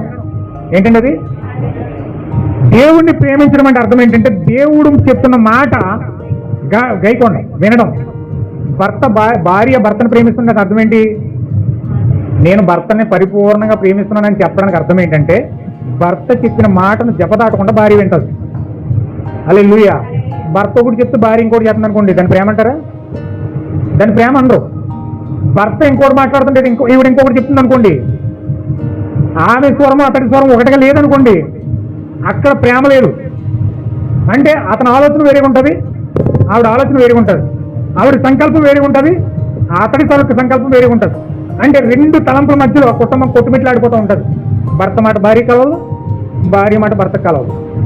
హల్లెలూయా. అంటే కొట్టుకుంటూ ఉంటారు, తిట్టుకుంటూ ఉంటారు, ఒకరికొకరు పడదు, ఒకరికొకరు చాలా భయంకరమైన నరకం, పాతాళమంతా ఆ ఇంట్లోనే ఉంటుంది. వాళ్ళని చూసి పిల్లలు చెడిపోతూ ఉంటారు. ఎలా సరిగా లేరు, మేమెందుకు సరిగా ఉండాలి అని చెప్పి వాళ్ళు సొంత డెసిషన్ వాళ్ళు తీసేసుకుంటారు. క్రమం ఏంటంటే భర్త దేవుడి మాట వినాలి. భర్త దేవుడి మాట వింటే భార్య మాట వింటుంది. నా మాట అసలు భార్య ఎంటలేదు అన్నాం అనుకోండి, తప్పు నీదే, ఆ పాపం నీదే. ఎందుకని నువ్వు దేవుడి మాట వింటలేదు. నువ్వు దేవుడికి లోబడితే నీ భార్య లోబడుతుంది. భార్య మాట వినాలంటే ముందు భర్త దేవుడికి లోబడాలి. భర్త దేవుడికి లోబడినప్పుడే భార్య నీకు లోబడుతుంది. తల్లి అంటారు, పిల్లలు అసలు ఇంట్లేదు మాట ఏడిపించేస్తున్నారండి, నా మాట ఇంట్లో కొంత నిర్ణయాలు తీసేస్తున్నారు, వాళ్ళు ఇష్టమైతే వెళ్ళిపోతున్నారు, వాళ్ళు ఇష్టమైతే తీసేస్తున్నారు అంటారు. వాస్తవం ఏంటి తెలుసండి? అక్కడ ప్రాబ్లం ఏంటి తెలుసా? ఈవిడ భర్త మాట ఇంట్లేదు. ఈవిడ భర్త మాట ఇంట్లేదు కాబట్టి పిల్లలు ఈవిడ మాట ఇంట్లేదు. హల్లెలూయా. దేవుడు క్రమం పెట్టాడు. భర్త దేవుడికి లోబడాలి, అప్పుడు భార్య భర్తకు లోబడుతుంది. భార్య భర్తకు లోబడితే పిల్లలు తల్లి ఇద్దరికి లోబడతారు. హల్లెలూయా. అక్కడ భర్త లోబడకుండా దేవుడు చెప్పాడు నువ్వు నాకు లోబడమని, నువ్వే లోబడాలి, నేను లోబడినా అన్నాడు అనుకోండి, ఏముంటుంది అక్కడ? మనసులో అనుకుంటే చెప్ప వెళ్ళు అంటది, మనసులో అనుకుంటే పైగా పోయినా. హల్లెలూయా. అందుకు ఖచ్చితంగా ముందు నీకు నీ భార్య లోబడాలంటే ముందు నువ్వు దేవుడికి లోబడాలి. దేవుడికి లోబడకుండా నువ్వు లోబడిపోవాలి, నువ్వు అన్ని చేసేయాలి. నేను మాత్రం ఏది అన్నావు అనుకో, మూర్ఖుల్లో ప్రవర్తించావు అనుకో, అప్పుడు దేవుడు నీకు ఇవ్వాల్సిన మొట్టగా నీకు వేస్తాడు. హల్లెలూయా. దేవుని నామమున మహిమ కలుగును గాక. క్రమం అది. అయితే ఇక్కడ ఖచ్చితంగా ప్రేమ దేంట్లో వెల్లడవుతుంది? మాట వినడంలో వెల్లడవుతుంది. మాట ఒకటి చెప్తే, ఇప్పుడు చూడండి, మీరు నన్ను ప్రేమిస్తున్నారంటే అర్థం ఏంటి? ఒక పాస్టర్ని ఇక్కడ నన్ను నిలబడి నన్ను ప్రేమిస్తున్నారంటే అర్థం ఏంటి? నేను చెప్పిన వాక్యాన్ని మీరు రిసీవ్ చేసుకుంటారు. ఒకవేళ వాక్యాన్ని రిసీవ్ చేసుకోకుండా దాన్ని అక్కడే గేట్ బయట వదిలేసి మీరు మీ స్వచిత్వంలో మీ ఇష్టానుసారంగా ప్రవర్తిస్తున్నారు అనుకోండి, నా మాట లెక్క చేయకుండానే, అక్కడ అర్థం ఏంటి? అసలు నన్ను ప్రేమించట్లేదు, నా మాట వింటలేదు. నా మాట వింటలేదని అర్థం ఏంటంటే దేవుడి మాట వింటాక మీరు ఇష్టపడలేదు అని అర్థం. హల్లెలూయా. అంటే ఒకదాంతో ఒకటే లింక్ అయిపోయి ఉంది. ఇది ఒక చైన్ లింక్ అనమాట. సంఘం మాట అంటే పాస్టర్ దేవుడికి లోబడాలి. పాస్టర్ దేవుడికి లోబడితే సంఘం పాస్టర్ లోబడుతుంది. ఒకవేళ సంఘం లోబడింది అనుకో పాస్టర్కి, అప్పుడు మీకు విశ్వాసం లోబడతాయి. అనేకమైన ఆత్మలు రక్షించడానికి మీకు ద్వారం తెరుస్తాడు దేవుడు. పిల్లలు మీకు కనడానికి, ఆత్మీయ పిల్లలు మీ జీవితంలో రావడానికి దేవుడు ద్వారం తెరుస్తాడు. ఒకవేళ దేవుడు మీకు ద్వారం తెరవట్లేదని ఎవరికి సువార్త చెప్పలేకపోతున్నారు అనుకోండి, మీరు వాక్యం చెప్పకుండా ఎవరిని విడిపించడానికి అసలు ఇష్టపడలేకపోతున్నారు అనుకోండి, దాని అర్థం ఏంటంటే వాక్యం మీద అంత ఆసక్తి మీకు లేదని అర్థమవుతుంది. హల్లెలూయా. అంటే పాస్టర్ దాన్ని గ్రహిస్తాడు, పాస్టర్ దానికి అర్థమవుతుంది. నేనైతే కొన్ని చెప్పేస్తున్నాను కానీ వీళ్ళు ఇలా ఉంటారనమాట అని ఆత్మానుసారంగా ఒక స్పిరిచువల్ ఐడియా లోపల పాస్టర్కి వస్తుంది. హల్లెలూయా. అని చెప్పిన ప్రియమైన సహోదరి సోదరులకు మనం ఆలోచించండి, ప్రేమ ఎక్కడ ఎలాగవుతుందండి? మాట వినడంలో. అంటే దేవుణ్ణి మనం ప్రేమిస్తున్నాం అనడానికి పరిపూర్ణమైన అర్థం ఏంటంటే దేవుని మాటకు మనం పరిపూర్ణంగా లోబడి అవుతాం. అందుకే చాలా చోట్ల బైబిల్ ఆది కాండం నుంచి ప్రకటన వరకు అది చెప్పాడు ఆయన. అందుకే ప్రేమ ప్రేమ ప్రేమ ప్రేమ అని దేనికోసం మాట్లాడుతున్నాడంటే, భార్యాభర్తలు ఎప్పుడు వాళ్ళ ప్రేమ నిలబడుతుందంటే ఒకరి మాటను ఒకరు గౌరవించుకున్నప్పుడు. ఎప్పుడండి? భర్త మాటను భార్య ఎప్పుడైతే గౌరవిస్తాడో, భార్య మాటను భర్త ఎప్పుడు గౌరవిస్తాడో అప్పుడే ఆ భార్యాభర్తల సంబంధం అనేది చక్కగా వెళ్తుంది. నీ మాట నేనేనేదేంటి, నీ అవసరం నాకేముంది, నా అవసరమే నీకుంది అని చెప్పేసి ఒకరి మీద ఒకరు మాట మీద గౌరవం లేకుండా నా మాటే నువ్వు వినాలని ఈవిడ, నా మాటే నువ్వు వినాలని ఆయతను ఉన్నారనుకోండి, ఆ కుటుంబం ఖచ్చితంగా పాతాళమే. హల్లెలూయా. కానీ దేవుని యొక్క కుటుంబం ఎలా కట్టబడుతుందంటే ఒకరి మాట ఒకరు గౌరవించుకున్నప్పుడు. ఆవిడ మాటను ఇతను గౌరవించాలి, ఇతని మాటను ఆవిడ గౌరవించాలి. ఆ గౌరవం ఇచ్చిపుచ్చుకున్నప్పుడే ఆ కుటుంబం కట్టబడుతుంది. ఆ కుటుంబంలో గౌరవం లేనప్పుడు ఆ కుటుంబం ఖచ్చితంగా విచ్ఛిన్నం అవుతుంది. చాలామంది ఆ గౌరవం కుటుంబాల్లో ఉంచుకోకుండా బయట కుటుంబంగా నటిస్తారు. మేము చాలా సంతోషంగా ఉన్నాం, చాలా ఆనందంగా ఉన్నాం, చాలా హ్యాపీగా ఉన్నామని బయట వ్యక్తపరుస్తారు. కానీ సమాజానికి భయపడి బతుకుతారు. కానీ చాలామంది కుటుంబాల్లో అది ఉండదు. కుటుంబాల్లో జీవితం ఉండదండి. సమాజానికి భయపడి మేము చాలా భార్యాభర్తలం, చాలా అన్యోన్యంగా ఉన్నాం, చాలా నమ్మకంగా ఉన్నాం, బయట వ్యక్తికి సాక్ష్యాలు ఇచ్చుకుంటారు. కానీ లోపల నిజంగా అది ఉండదండి. లోపల జీవితాలు ఉండవు. ఎందుకంటే వారు ఒకరినొకరు గౌరవించుకోవట్లేదు. ఇక్కడ ఒకరి మాట ఒక అభిప్రాయాన్ని ఒకరు గౌరవించట్లే. నీ అభిప్రాయంతో నాకు పని ఏంటని అతను అంటాడు, నీ అభిప్రాయంతో నాకు పని ఏంటని ఆవిడంటాడు. అక్కడ ఏమవుతుంది? అభిప్రాయాలు గౌరవించలేనప్పుడు విశ్వాసం ఏమొస్తుంది, అక్కడ ప్రేమలో వస్తుంది. అక్కడ ఏ విధంగా వాళ్ళు కట్టబడతారు? కుటుంబాలు ముక్కలైపోవడం కారణం ఇదే. కుటుంబాలు ముక్కలైపోవడం గల కారణం ఇదే. ఎప్పుడైతే ఒకరి అభిప్రాయంలో ఒకరు గౌరవించుకుంటారో అక్కడ కుటుంబం కట్టబడుతుంది, అక్కడ ప్రేమ వస్తుంది. హల్లెలూయా. ఖచ్చితంగా దేవుడికి నీకు మధ్యలో ప్రేమ ఉండాలంటే దేవుడు నిన్ను గౌరవించాలి, నువ్వు దేవుని గౌరవించాలి. నువ్వు వాక్యాన్ని గౌరవివ్వాలి, దేవుడికి గౌరవివ్వాలి, మాటను లోబడాలి, ఆ మాటను ప్రేమించాలి, ఆ మాటను హత్తుకోవాలి, ఆ మాటను హృదయంలో తీసుకోవాలి, ఆ మాటను జీవించాలి. అప్పుడు దేవుడు నీలోకి వచ్చి నీ అభిప్రాయాన్ని గౌరవించి నీ మాటను విని ఆయన చెప్పిన మాట ప్రకారం నీకు చేస్తాడు. నువ్వు ప్రార్థన చేస్తావు, ఆయన ఇంటలేదు. నువ్వు మొరపెడుతున్నావు, ఆయన ఇంటలేదు. నువ్వు ఏడుస్తున్నావు, ఆయన ఇంటలేదు. నువ్వు ఏడుస్తూ ప్రార్థిస్తున్నావు, ఆయన జవాబు చెప్పట్లేదు. ఎందుకు నువ్వు చెప్పట్లేదు అంటే నీ మాట ఎందుకు గౌరవించట్లేదు, నీ మాట ఎందుకు ఇంటలేదంటే అయినా నీకు ప్రేమ లేదు ఆయన మీద. దేవుడు అంటే నీకు ప్రేమ లేదు, దేవుడు అంటే నీకు నమ్మకం లేదు, దేవుడు మాట నువ్వు వింటలేదు. అందుచేత నువ్వు ఏడ్చినా మొత్తుకున్నా, నువ్వు ఎన్ని రోధించినా, నువ్వు ఆపత్కాల సమయంలో వెళ్ళి మోకలించి ఎంత ప్రార్థించినా దేవుడు నీ మాట వింటలేదు. నీ ఏడుపు నీదే, నీ జీవితం నీదే, ప్రార్థనే. ప్రార్థనకి వెళ్ళి చర్చిలోకి వెళ్ళి ప్రార్థన బాగానే చేస్తావు, మామూలుగానే ఉంటావు, దేవుడు మీద నమ్మకం ఉన్నట్లుగానే ఉంటావు. కానీ వాస్తవంగా ప్రేమ నీలో లేదు. నువ్వు ఆ ప్రేమ లేదు కారణం చేత దేవుడి దగ్గర నువ్వు ఏది పొందుకోలేకపోతున్నావు. హల్లెలూయా. ఇక్కడ ఏం చెప్పినట్టు చూడండి, అక్కడ అది చెప్పి ఆ మాట చెప్పి ఆయన ఏమంటాడు చూడండి. అప్పుడు ఏమంటున్నాడండి? అదనమాట. దేవుడు ఎప్పుడు కూడా ఇచ్చిపుచ్చుకుంటాడు. ఆయన ఏమంటాడంటే మొదట నా ఎదుకు రండి, అప్పుడు నేను మీ ఎదుకు వస్తానంటాడు. దేవుడు నువ్వు ప్రేమిస్తే అప్పుడు నిన్ను ఆయన ప్రేమిస్తాడు. నువ్వు ప్రేమించకుండా అబ్బాయి నా ఇష్టం వచ్చినట్టు నేను ఉంటాను, నా ఇష్టమైన కార్యాలు నేను చేస్తాను, దేవుడే నన్ను ప్రేమించేయాలి, దేవుడే నన్ను ఆదేశించుకోవాలి, దేవుడే నాకు కృప ఇచ్చేయాలి, దేవుడే నాకు ఆరోగ్యం ఇచ్చేయాలి, దేవుడే నాకు అన్ని చేయాలి, నేను మాత్రం ఏం చేయను. ఇది ఎంత దౌర్భాగ్యమైన కార్యం అంటే, మనిషిలోకి వెళ్ళిన మూర్ఖత్వమైన కార్యం ఏదంటే దేవుడే అన్ని చేయాలంట కానీ ఇవి మాత్రం ఏం చేయదట.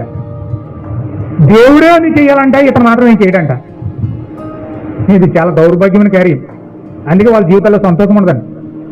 వాళ్ళు సంతోషం కోసం ప్రపంచమంతా తిరుగుతారు కానీ నిజమైన సంతోషం వాళ్ళు ఎన్ని దిక్కులు తిరిగినా, 4 మూలకి 4 దిక్కులు వెతికినా నీకు ప్రేమ దొరకదు. వాళ్ళు సంతోషాన్ని కోరుకుంటారు కానీ దొరకదు, ఆనందాన్ని కోరుకుంటారు కానీ దొరకదు. వారి జీవితంలో ఏదేదో చేయాలనుకుంటారు కానీ చేయలేరు. ఎందుకు అంటే వారి జీవితాల్లో దేవుని ప్రేమ లేదు. నువ్వు ప్రేమిస్తేనే దేవుడు ప్రేమిస్తాడు, గుర్తుపెట్టుకోండి. నువ్వు వాక్యం చదివితేనే, వర్తమానంతో సహవాసం చేస్తేనే దేవుడు నీకు ప్రత్యక్షిస్తాడు. నువ్వు ప్రార్థిస్తేనే దేవుడు నీకు బలం ఇస్తాడు. నువ్వు వాక్యం చదివితేనే దేవుడు నీకు ఆ వాక్యం యొక్క వాల్యూ తెలియజేస్తాడు. నువ్వు చదవకుండా, నువ్వు ప్రార్థించకుండా దేవుడు నన్ను కృపనిచ్చేయాలి, కృపనిచ్చేయాలి, ఆ రూపాంతరపరిచి శక్తినిచ్చేయాలి, రూపాంతరపరిచేయాలి, పరలోకం తీసుకెళ్ళిపోయి నీ ముఖం ఏమవుతుంది? రాదది. నువ్వు ప్రార్థించాలి, నువ్వు వాక్యం చదవాలి, నువ్వు దేవునితో సహవాసం చేయాలి, అప్పుడు దేవుడు సహవాసం నీకు ఇస్తాడు. హల్లెలూయా. నువ్వు ఫాలో పోలేకుండా దేవుడు మాత్రం చాలా రూల్స్ ఫాలో అవుతాడండి. ఆయన చాలా రూల్స్ ఉన్నాయి. నువ్వు ఫాలో అవ్వకపోయినా దేవుడు మాత్రం చాలా రూల్స్ ఫాలో అవుతాడు. భూమి మీద పుట్టిన మనకే 1000 రూల్స్ ఉంటాయి. ఒక మనిషిగా ఇవాళ రేపు కనపడపోయిన మనిషికే ఇన్ని రూల్స్ ఉంటే మరి దేవుడు రూల్స్ ఉండవా? నువ్వు ఇష్టం వచ్చినట్టు చేసేసి, నీ ఇష్టం వచ్చినట్టు బతికేసి, దేవా నాకు ఆరోగ్యం ఇచ్చే, నాకు అది ఇచ్చే, నీకు ఇది ఇచ్చే అంటే దేవుడు చేసేస్తాడా? చేయడం అలాగా. ఆయనకి అంతకంటే ఎక్కువ రూల్స్ ఉన్నాయి. ఆయన రూల్స్లో నువ్వు వెళ్తేనే నీ దగ్గర వస్తాడు. ఆయన నీ రూల్స్లోకి ఆయన రాడు, నీ దారిలోకి ఆయన రాడు, ఆయన దారిలోకి నువ్వు వెళ్ళాలి. హల్లెలూయా. చదవండి.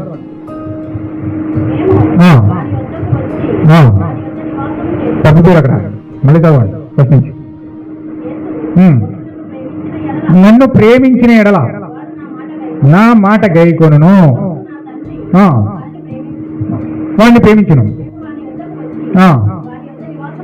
అదనమాట. ఆ ప్రేమను బట్టి దేవుని ప్రేమ ఎప్పుడైతే వస్తుందో చూడండి, ఈ కాలం మీద ప్రవర్తన్నాడు, నీ భర్తకు నువ్వు నమ్మకంగా లేనప్పుడు నువ్వు దేవునితో ఏ విధంగా నమ్మకంగా ఉండగలవు అన్నాడు. హల్లెలూయా. దేవునికి మహిమ కలుగును గాక. టైం అయిపోయింది, చాలా అయిపోయింది, ముగిస్తున్నాను. చూడండి ఆయన ఏమన్నాడంటే ఈ కాలం మీద ప్రవక్త, నీ భర్తకు నీవు నమ్మకంగా లేనప్పుడు దేవునితో నువ్వు నమ్మకంగా ఎలాగ ఉండగలవు అన్నాడు. చూడండి చాలా మంది భర్తకు మాట చెప్తారు, ఆ ఇల్లు దాటి బయటికి వెళ్ళిన తర్వాత పక్కింటితో మాట్లాడుతూ ఉంటారు. ఆ ఇల్లు దాటి బయటికి వెళ్ళిన తర్వాత ఈయనకో మాట ఆయనకో మాట, ఇక్కడో పని అక్కడో పని, అక్కడ మర్మం ఇక్కడో మర్మం, అన్ని రకరకాలుగా మధ్య పెట్టి రకరకాలుగా మనిషి మారిపోతూ ఉంటారు. హల్లెలూయా. కానీ ఇక్కడ ఆ భర్తకే అంత అపనమ్మకంగా బతుకుతున్న నీవు దేవుడితో ఏ విధంగా నమ్మకంగా ఉండగలుగుతావు? నువ్వు ఎంత అపనమ్మకంగా ఉంటున్నావు నిన్ను దేవుడు నమ్మగలుగుతాడంటారా? నమ్ముతాడా? అసలు నమ్మకమే, ఇక్కడ మనుషుల పట్ల ఉన్న నమ్మకమే, నువ్వు ఆ నమ్మకాన్ని కోము తీసేస్తున్నావు. మనుషుల్లోనే ఆ నమ్మకత్వాన్ని చూపించలేకపోతున్నావు. దేవుడి మీద నమ్మకత్వాన్ని చూపించాక ఏ విధంగా ముందుకెళ్ళగలుగుతావు? ఏ విధంగా దేవుడు నిన్ను నమ్ముతాడు? నేను వాస్తవానికి కొంచెం దగ్గరగా రావాలనుకుంటున్నాను. మరి భక్తి అంటే ఏదో ప్రార్థన చేసి ఓ నమస్కారం చేసి ఓ ముసుకేసి ఓ ఏదో స్థలం కొట్టి వెళ్ళిపోయేది కాదు. భక్తి అంటే మన జీవితాల్లో ఉన్న నమ్మకత్వం, మనుషులతో ఎంత నమ్మకంగా ఉంటున్నామో దేవుడితో కూడా అంతే నమ్మకంగా ఉంటాం. హల్లెలూయా. నేను చెప్పేది అది. పరిశుద్ధాత్మ మనలో ఉంటే ఇక్కడ మనిషితో నువ్వు ఎంత నమ్మకంగా ఉంటున్నావో దేవుడితో కూడా అంతే నమ్మకంగా ఉంటావు. నీ జీవితం దేవుడి దగ్గర ఒకలాగా, మనిషి దగ్గర ఒకలాగా ఉండదు. దేవుడి దగ్గర ఒకలాగా నటించి దేవుడి దగ్గర ఒక మనిషి దగ్గర ఒకలాగా నటన జీవితం అనేది ఉండదు. పరిశుద్ధాత్మ ఉంటే నువ్వు మనిషి దగ్గర ఎట్లా ఉంటావో దేవుడి దగ్గర కూడా అట్లా ఉంటావు. హల్లెలూయా. ఖచ్చితంగా పరిశుద్ధాత్మ చేసేది అది. పరిశుద్ధాత్మ అంటే ఏదో మూరబత్తి కాదు. పరిశుద్ధాత్మ అంటే ఏదో మాటలు కాదు. పరిశుద్ధాత్మ అంటే ఏదో నటన కాదు. పరిశుద్ధాత్మ అంటే ఏదో ఒక అసంభవమైన కార్యాలు కాదు. పరిశుద్ధాత్మ అంటే నిన్న నేడు నిరంతరము ఏకరతిగా ఉండేది అది. అంటే ఇక్కడ మనుషుల దగ్గర ఎట్లా ఉంటున్నావో నువ్వు దేవుడితో కూడా అట్లానే ఉంటావు. దేవుడి దగ్గర మనుషుల దగ్గర ఎంత నమ్మకంగా ఉంటున్నావో దేవుడి దగ్గర కూడా అంతే నమ్మకంగా ఉంటావు. మనుషుల దగ్గర ఎంత యథార్థంగా మాటను బట్టి నిలబడుతున్నావో దేవుడి దగ్గర కూడా అలాగే మాటను బట్టి నిలబడతావు. ఆ యథార్థత మనం కోల్పోయినప్పుడు, ఆ నిశ్చయతను మనం కోల్పోయినప్పుడు నేను భక్తి చేసినా మనకు అనవసరం, మనకి ఏ ఉపయోగం ఉండదండి. అందుకే నా ప్రియమైన సహోదరులారా, ఎప్పుడైతే ప్రేమను బట్టి, నమ్మకత్వాన్ని బట్టి, యథార్థతను బట్టి మనం ఆ విధంగా నిలబడుతున్నామో దాన్ని బట్టి ఇక్కడ దేవుడు మాట్లాడుతున్నాడంటే ఇక్కడ అక్కడ అంటున్నాడు, నన్ను ప్రేమించిన వాడు నా మాటని గైకొనడు. దాటిపోయారు. నేను పైకి వెళ్తాను. చూడండి 23వ వచనం చదవ, మరలా చదువుతున్నాను నేను. యేసు, ఒకడు నన్ను ప్రేమించిన ఎడల వాడు నా మాట వినును, గైకొనును, అప్పుడు నా తండ్రి వానిని ప్రేమించును, మేము వాని యొద్దకు వచ్చి. ఏమంటున్నాడండి అక్కడ? దేవుడు ఒక్కడే కదా, దేవుడు ఒక్కడే కదండి, దేవుడు ఒక్కడేనండి. మరి ఒక్కడైతే నేను అన్నారు కదా, ఇక్కడ మేము అన్నాడేంటి? వీఆర్ అంటున్నాడు ఇంగ్లీష్లో. వీఆర్ అంటే మేము, మేము అని పదం వాడుతున్నాడు. చదువుతున్నారా? నేను అంటున్నాడా మేము అంటున్నాడా? ఏంటండి? మేము. మేము అని ఎందుకు వాడుతున్నాడు అక్కడ? మేము అని ఎందుకు వాడుతున్నాడంటే ఆయన వచ్చేది ఎవరంటే థియోఫనీ, ఆ నెక్స్ట్ పరిశుద్ధాత్మ. అంటే పరిశుద్ధాత్మ పొందుకోవడానికి ముందుగా నువ్వెవరిని పొందుకోవాలి? థియోఫనీని పొందుకోవాలి, వాక్య శరీరాన్ని పొందుకోవాలి. అంటే వాక్య శరీరము పరిశుద్ధాత్మ నీలోకి రావాలంటే నీవు దేవుణ్ణి ప్రేమించాలి. దేవుణ్ణి ప్రేమిస్తే ఆయన పెట్టిన నియామక కాలాలు, ఆయన చెప్పిన ఆజ్ఞలు, ఆయన చెప్పిన మాటలు, ఆయన చేసిన చట్టము, ఆయన ఇచ్చిన ధర్మశాస్త్రము, ఆయన ఇచ్చిన బైబిల్ ఖచ్చితంగా నీవు పాటించి దాని దగ్గరికి వెళ్ళి ప్రార్థించి ఆ ప్రత్యక్షతను పొందుకొని ఆ జీవాన్ని పొందుకోవడానికి నువ్వు ఖచ్చితంగా తాపత్రయపడతావు. హల్లెలూయా.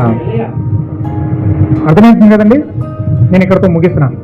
ఎందుకంటే ఇప్పుడు నేను ఎత్తుకుంటే చాలా పెద్ద సబ్జెక్ట్ కాబట్టి అది నేను వచ్చే వారానికి వాయిదా వేస్తున్నాను. వచ్చే వారం చెప్తాను. ఖచ్చితంగా మీరు దానికోసం ప్రార్థించండి. 7 పండుగల్లో విమోచన దేవుడు ఎలా దాచాడు, ఆ తీయోపని శరీరం ఏ విధంగా మనం పొందుకోబోతా ఉన్నాం. యేసుక్రీస్తు చెప్తున్నట్లుగా నన్ను ప్రేమించిన వాడు నా మాట వింటాడు, వాడు తీయోపని పొందుకుంటాడు అంటున్నాడు. తీయోపని మనకు రావాలంటే మాట దగ్గరికి వెళ్ళాలి, శాసనాల దగ్గరికి వెళ్ళాలి, నియామక కాలాల దగ్గరికి వెళ్ళాలి. ఖచ్చితంగా అవన్నిటిని మనం తెలుసుకొని ప్రత్యక్షత పొందుకొని ప్రార్థించి మనం ఎప్పుడైతే దేవునితో సహవాసం చేస్తామో గుర్తుపెట్టుకోండి, దేవుడితో సహవాసం చేసినప్పుడే ఆయన సహవాసం నీకు ఇస్తాడు. దేవుని వాక్యం చదువుతున్నప్పుడే ప్రత్యక్షత ఇస్తాడు. ప్రార్థిస్తున్నప్పుడే దేవుని యొక్క దర్శనాలు ఇస్తాడు. నువ్వేమి చేయకుండా దేవుడే చేయాలని చూస్తే ఆయన ఏం చేయడానికి. ఆయన చాలా రూల్స్ ఉన్నాయి, రెగ్యులేషన్స్ ఉన్నాయి. కనుక ఆయన ఏదో పనికిమాలినోడు కింద, లేకపోతే ఏదో అమాయకుడి కింద, లేకపోతే మనం కేకెత్తే వచ్చేస్తాడు దీవించేస్తాడు అన్నట్టుగా కాకుండా ఆయన రోషం గల దేవుడి కింద చూడండి. ఆయన రోషం గల దేవుడు, ఆయన పౌరుషం ఉందండి. నువ్వేమనంటే ఆయనకి చాలా పౌరుషం రాడు, ఆయనకి చాలా కోపం ఉంది. ప్రచండమైన కోపం కలిగిన వాడైనా, మహాదేవుడైనా, చాలా భయంకరమైన కోపం ఉంది ఆయనకి. ఆయన తీర్పులు తీరిస్తే ఆ తీర్పులు మన మనుషులు నిలబడలేడు, అంత భయంకరమైన కోపం ఉంది ఆయనకి. ఆయన చాలా రూల్స్ ఉన్నాయి, రెగ్యులేషన్స్ ఉన్నాయి, చాలా చట్టం ఉంది. ఆ చట్ట ప్రకారం మనం వెళ్ళినప్పుడే, ఆ చట్ట ప్రకారం మనం ఆచరించినప్పుడే ఖచ్చితంగా దేవుడు మనలను ప్రేమించి మన దగ్గరికి వస్తాడు. ఆయన ప్రేమించాలంటే మనం ఏం చేయాలి? ఫస్ట్ ముందు మనం ప్రేమించాలి, ఆయన మాటలు వినాలి, ఆయన మాటలు గైకొనాలి. ఖచ్చితంగా నియామక కాలాల దగ్గరికి వెళ్ళాలి, పస్క దగ్గరికి వెళ్ళాలి, ఆ గుడారాల పండుగ చేయాలి, ఆ యొక్క పులియన్ పండుగ చేయాలి, ఆ ప్రథమ ఫల పండుగ చేయాలి, ఆ పెంతుకొస్తు పండుగ చేయాలి, బోర్ల పండుగ చేయాలి, ప్రాయశ్చిత్తార్థ పండుగ చేయాలి, పర్ణశాల పండుగ చేయాలి. ఈ పండుగల్లో దాచిన విమోచన తీయోపని పొందుకోవాలంటే 7 పండుగలు కూడా మనం వెళ్ళాలి. అవన్నీ దేవుడు ఏ విధంగా మనం చేశాడో అవన్నీ కూడా వచ్చే వారం చూద్దాం. దయచేసి మీరు అందరూ ప్రార్థించండి. దేవుడు మీ అందరినీ కూడా దీవించిన దాకా ప్రార్థించేద్దాం.